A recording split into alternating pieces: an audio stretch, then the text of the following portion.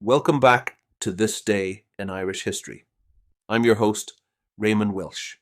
Before we dive into today's story, if you'd like to explore other significant events that happened on this day in Irish history, visit thisdayirishhistory.com. The link is in the episode description. Now let's journey back to April 20th, 1954, when the final chapter in the Republic of Ireland's use of capital punishment was written.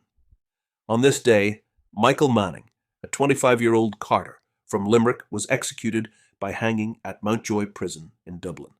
It marked the last time the death penalty was carried out in the Republic, and it remains a haunting reminder of a justice system once willing to claim a life in the name of the law. Manning's story and the events that led to his execution gripped the Irish public. In November 1953, the body of Catherine Cooper, a 65-year-old nurse from the County Clare area, was discovered near the grounds of Our Lady's Hospital in Limerick. The crime was brutal. Cooper had been sexually assaulted and murdered, her death sending shockwaves through the quiet local community. Suspicion quickly turned toward Michael Manning, who was known to frequent the area. During his trial, Manning admitted to the assault and expressed deep remorse for his actions. His defense team emphasized his intoxicated state on the night of the murder and his clean record prior to the crime. But the gravity of the offense, combined with public outrage and a strict legal framework, meant the verdict was almost inevitable. Manning was found guilty of murder and sentenced to death by hanging. What makes April 20th, 1954 stand out in Irish legal history is not just the fact of the execution itself, but that it would be the last of its kind. Manning's hanging was carried out by Albert Pierrepoint, the infamous British executioner who also performed several hangings in Northern Ireland and Britain. The execution took place behind the walls of Mountjoy Prison, a location long associated with some of Ireland's darkest and most politically charged moments. Yet Manning's case was different. It was not a matter of state or revolution, but a singular and tragic crime. In the aftermath of Manning's death, a nationwide conversation began to stir. Public opinion on the death penalty was starting to shift, and his execution intensified the debate. Many questioned the morality of capital punishment, particularly in a country whose modern identity was becoming increasingly shaped by ideals of justice, mercy, and human dignity.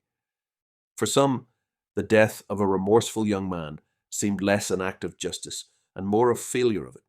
The death penalty had long been a part of the Irish legal code, carried over from British rule. But by the mid-20th century, calls for its abolition were growing louder.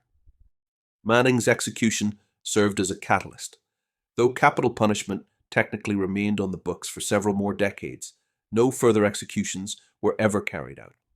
A de facto moratorium followed, culminating in the Criminal Justice Act of 1964, which restricted the use of the death penalty to only the most extreme cases, such as the murder of a Garda or prison officer. In practice, however, even those provisions were never acted upon. The momentum toward abolition continued, and in 1990, the death penalty was formally abolished in all circumstances in the Republic of Ireland.